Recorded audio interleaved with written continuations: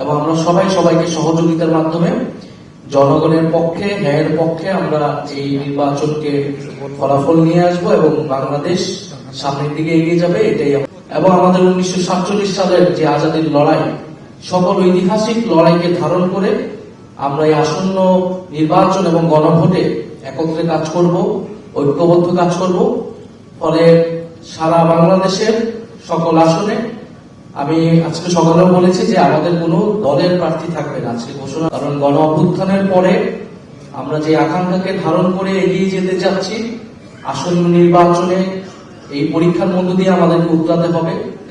ফলে আমাদের সেই গণ অভ্যুত্থানের আকাঙ্ক্ষিত বাংলাদেশ, আমাদের মহান মুক্তিযুদ্ধের সাম্য, মানবিক মর্যাদা এবং সামাজিক সুবিচারের বাংলাদেশ পর থেকে সেটা আমাদের এই নির্বাচনী সমঝোতা বা 11 দলীয় নির্বাচনী ঐক্য, তাদের প্রার্থী হিসেবে তারা বিবেচিত হবে।